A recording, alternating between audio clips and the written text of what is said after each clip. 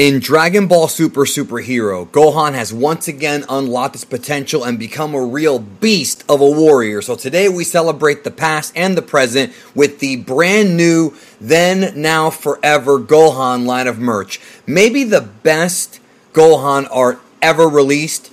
Get it today on a t-shirt, get it on a hoodie, mouse pad, whatever you want. The link is in the description. This is something you don't want to miss out on for a limited time. Ships anywhere in the world in multiple colors and sizes. Don't wait, get yours today. These will only be available for a limited time. Dragon Ball Superhero is now in theaters all over the country and in multiple countries. I just got back from watching the English dub. So on this video, I'm going to do my review on the Dragon Ball Superhero English dub, give you my thoughts on it.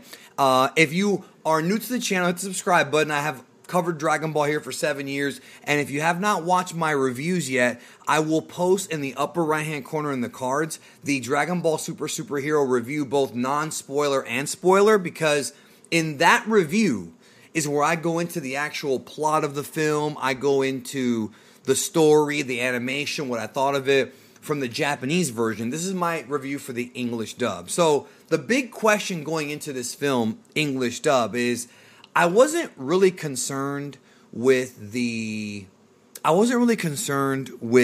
script being bad, because ever since Dragon Ball Kai, the English dubs have been relatively accurate. I would say Super's probably less accurate than Kai was, but when it comes to films, Dragon Ball Super Broly was like 99% the Japanese version. This movie, they obviously changed some words around, and they used different, like for example, the dub terms. Like at one point, they refer to Mr. Satan as Hercule Satan. They say Special Beam Cannon, like stuff like that. But I knew that going in. So if you're one of those sub fans who's like super purist and you can't stand that, I mean, you should have known they weren't going to change that. But it's intact here. Now, the important thing, though, is the actual story. And the story they got right. I can't really complain about anything. The dialogue was fine. The opening narration was actually, they added some phrases and some verbiage that was not in the original Japanese, but it wasn't bad. It was just more like eloquent.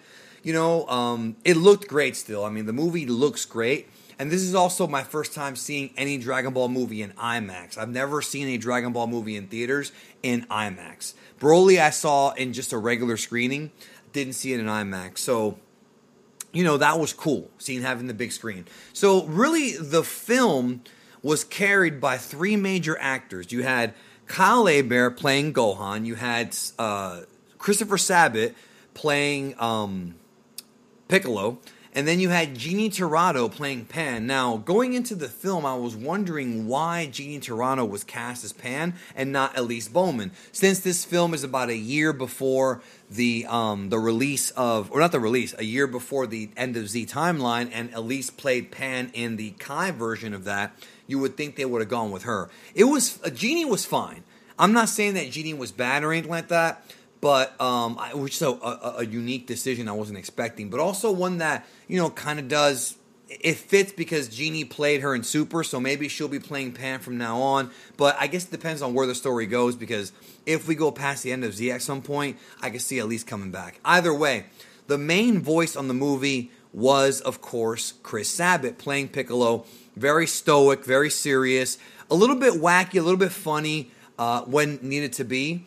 But he wasn't as animated as he usually is, probably because Piccolo is a more serious character than Vegeta. Of course, Vegeta is in this film, so is Goku, played by Sean Schemmel. They had their scenes.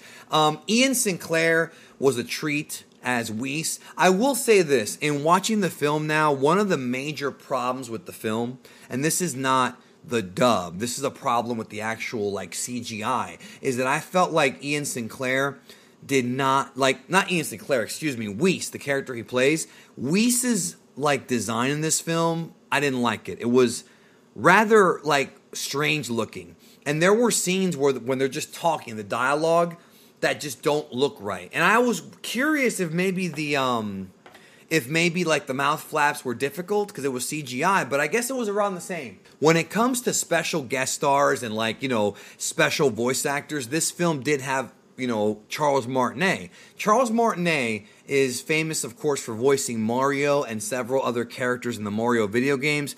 He is in this film as Magenta. And Magenta, they called him Magenta, same thing.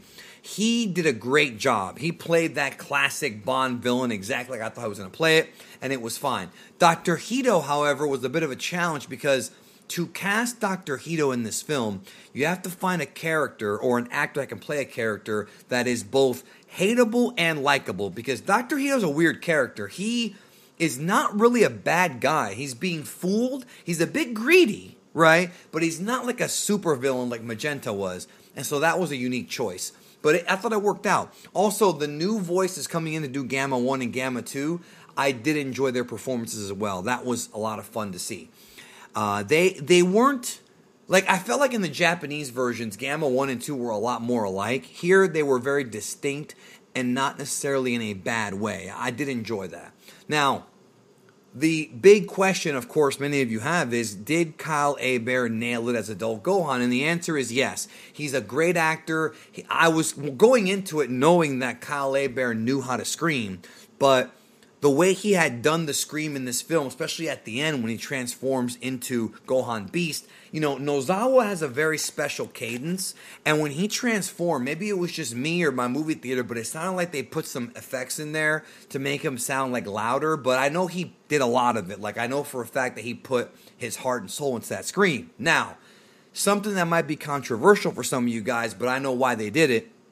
When Gohan becomes Gohan Beast, his voice is pretty much similar, if not identical, to how Sean Schemmel portrayed Super Saiyan 4 Goku in GT. So Gohan Beast is sort of very calm, like, so that's all you've got? Like that, you know what I mean? You know, now it's my turn. Just very, very calm. Not a lot of, you know, screaming. Not a lot of, like, you know, emphasis. Just very, like, you know, cool, calm, collected, and confident, knowing that Cell Max had no chance. Now, Cell Max was an interesting thing, because I kept wondering throughout this film, how are they going to do Cell Max? They could legitimately keep the Japanese voice actor Norio Wakamoto in there, because all Cell Max does is scream. And a lot of anime, when it comes to monsters and like animals, like when they dub it, they keep the Japanese sound effects. Even in Pokemon, you hear Pikachu in the Japanese version be the same as in the English version, but they change the other actors, right?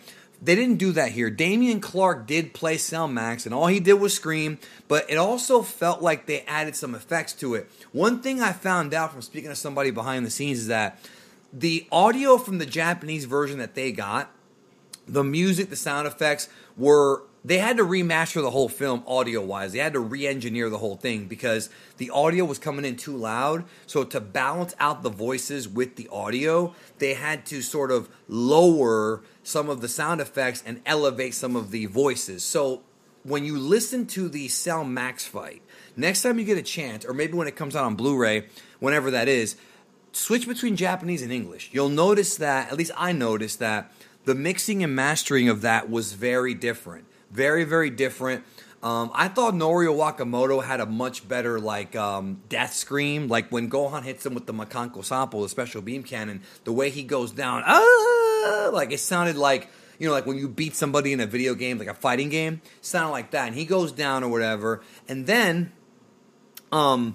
throughout the film, he's just screaming. So they had to, like, re-engineer some of the sound to make it work. The music is still intact, of course. They didn't change anything, thankfully. They won't do that with modern dubs. What I found interesting is that the opening credits, right, the ones in Japanese, were still in the dub. So I thought they were going to get, like, a creditless opening, or do what they did with Broly, which is show, like, the text in English, but no, the opening of the film's text, when you're seeing, like, you know, Magenta in the car with Carmine, that is the Japanese text with no translation. It's just there. Like, I know it says Akira Toriyama is the creator, because they always say that. Plus, I recognize Toriyama's kanji, I've seen it so many times, but they did not sub that, and that was kind of a unique choice. Maybe Toei only gave them that version, but when it comes to the credits, in the credits they showed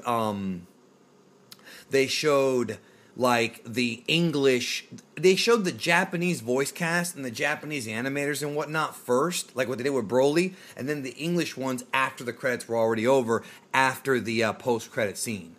So that's how they did it for this version. And I also want to say this is the first time outside the video games we have heard Johnny Young Bosch playing Broly, and I can't really compare him to Vic Mignogna because we haven't had enough Johnny Young Bosch. You know what I mean? Like, he's only done... Broly has like 2 lines in this whole movie, so you can't really judge him.